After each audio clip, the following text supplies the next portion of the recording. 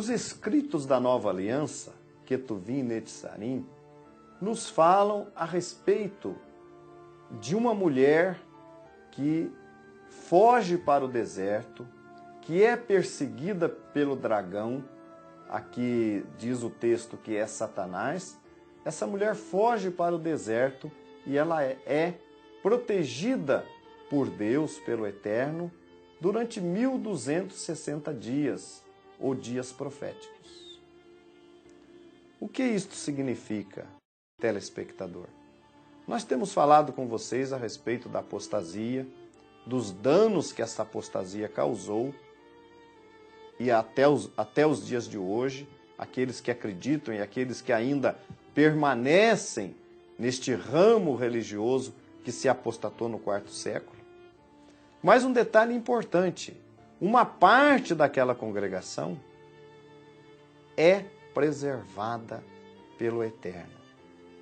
Então, uma parte se une ao Império Romano, ao Estado, tendo Constantino como líder, mas a outra parte toma um outro rumo. É verdade que Constantino e a religião apostatada passou a perseguir todos aqueles que se lhes opunham. Perseguiu a parte daquele lá que fugiu para o deserto, que não quis abrir mão do judaísmo. Exatamente. Não é? Que não quis abrir mão dos princípios que a identificavam como uma congregação judaica israelita. E Constantino também e a sua companhia perseguiram também o povo judeu. Exatamente. Convém que se diga isso.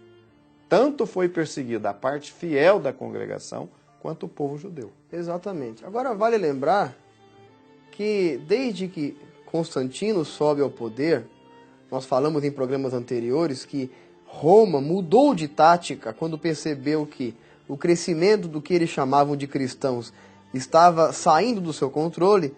O Império Romano então muda de tática, forja uma suposta conversão, forja uma inclinação para o que eles chamavam de cristianismo. Esse movimento é primeiramente 100% judaico, nascido dentro do judaísmo da época de Yeshua, dos seus discípulos, e passa a, uma vez deter, através do poder político, o poder religioso também, pouco a pouco introduzir os dogmas das religiões pagãs que eles já traziam como bagagem e transtornar a fé do que eles chamavam de cristãos, que era na verdade a fé judaica. A partir de então, Roma foca a sua perseguição numa única coisa: a perseguição contra a fé judaica. Porque era a fé judaica que mantinha verdadeira a congregação de Deus. Se você conseguisse extrair a fé judaica desta congregação, você conseguiria substituir pelos dogmas da apostasia. E você teria ali uma religião popular. Exato. Né? Que é claro que Constantino não estava interessado numa judaização do seu império. Claro, é impossível. Ele queria uma religião que fosse popular. Uma religião, por exemplo, que atendesse os interesses dos pagãos da época, né? De todo o paganismo, que contemplasse. Porque, na verdade, o objetivo de Constantino era a estruturação e a unidade imperial. De uma Roma que estava a ponto de sucumbir.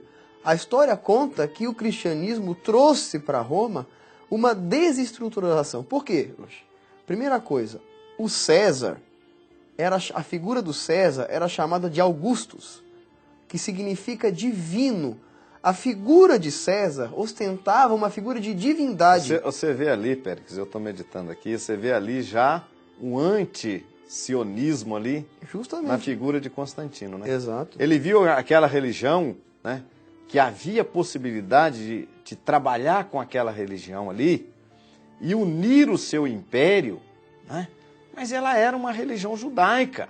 Exato. A gente falou em programa anterior que as festas eram celebradas, não é?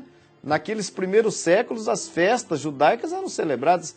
era uma congregação 100% judaica, mas ele viu, mediante aquela negociação, aquele comércio da fé, olha, eu dou a vocês poder político-religioso desde que vocês façam aí um ajuste. Um ajuste. Exato. Tanto é que você vê, por exemplo, que na religião pagã, cada dia tinha um Deus. Exato. Um Deus por cada dia. Já na suposta religião cristã, tem um santo para cada dia. Exato. Não é? E aí veio a celebração anual do culto ao Sol, o aniversário do Sol invicto. Exato. Em dezembro, Deus Sol, a maior divindade do paganismo. Exatamente. Aí se criou o quê? O domingo, como se criou o Natal. Exatamente. Como o nascimento de Yeshua. A gente sabe que Yeshua, Jesus, não nasceu em dezembro. De maneira nenhuma. De jeito nenhum. Ele nasceu provavelmente em outubro, né? Exato. Nessa Perto época das do festas ano. solenes. Né? Mas criaram, então, vamos transferir o nascimento dele para dezembro e na data do nascimento do sol a gente põe o nascimento de Yeshua, Jesus. Agora veja bem, Hiroshi, veja bem. Roma não podia aceitar a fé judaica. Por quê?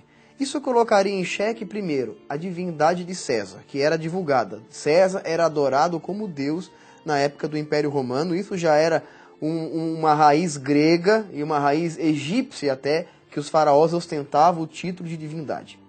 Segundo, as festas judaicas não poderiam substituir as festas já existentes. As Olimpíadas, que adoravam os deuses do Olimpo, as Saturnálias, que adoravam Saturno, o Sol, né? As festas em celebração ao Deus Sol. Então, perseguir a fé judaica, israelita, era fundamental para você conseguir extrair desta religião pseudo-cristã aquilo que atrapalhava a continuidade do Império Romano. Porque as festas romanas tinham um poder econômico grandioso naquela época. Todo o comércio romano girava em torno daquilo.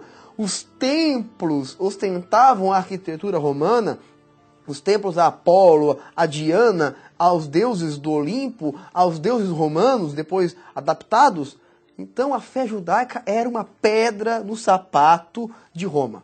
Então perseguir a fé judaica era fundamental. Já que os cristãos não poderiam ser sucumbidos, então tiraríamos dos cristãos aquilo que era judaico e aproveitaríamos aquilo que eles tinham de bom, a devoção. Você vê então a tremenda fraqueza dos líderes da congregação naquela época, né, que negociaram, que abriram mão em troca desse poder. Né? Exato. Então é bom que o nosso telespectador, que é uma pessoa que ama o eterno, supostamente, né, entenda isso, que o que se apresenta hoje como congregação, como igreja, não tem nada a ver com aquela congregação original que existiu nos primeiros séculos. Isso não tem nada a ver, está totalmente distorcida.